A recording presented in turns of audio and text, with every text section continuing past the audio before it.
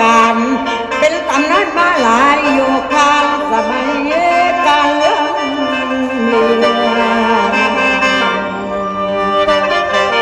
อาศัยเสียงจนแห้งล่าอันนี้จ่าแบบแม่ไก่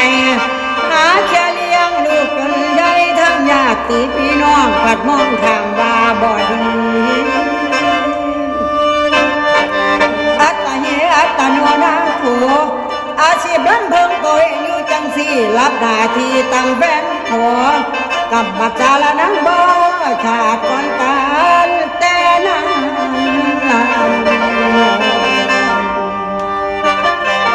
หาล้ำกินนาล้ำใส่สมัยดังสาวพวงล้ำเป็นสู้กับจานอ้วนเมืองสมเด็จอาดังพวงภาคอีสานได้ยกย่องสมคิดน้องหักษาไก่บอกพอรวยแต่ก็พออยู่ได้แบบแม่ไก่ได้หาเกียสิ้นเอ๋ยสิ้นสาตาเวทนากระใจตนได้ทุกตนบ่มีสิ้นนี่ล่ะน้อคนว่าศิลปิน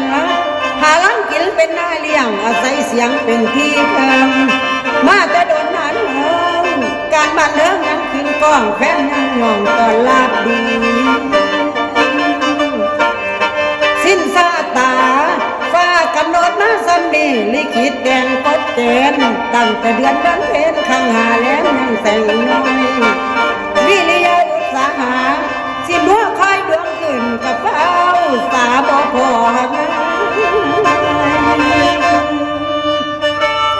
ชีวิตของสมจิตเปียกเพื่อกับแม่ไก่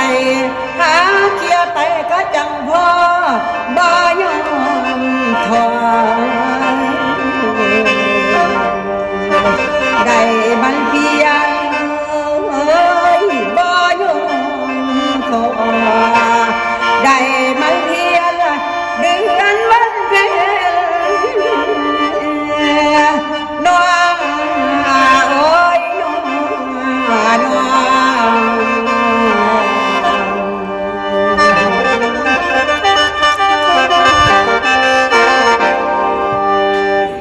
มันไม่จะฟังบ่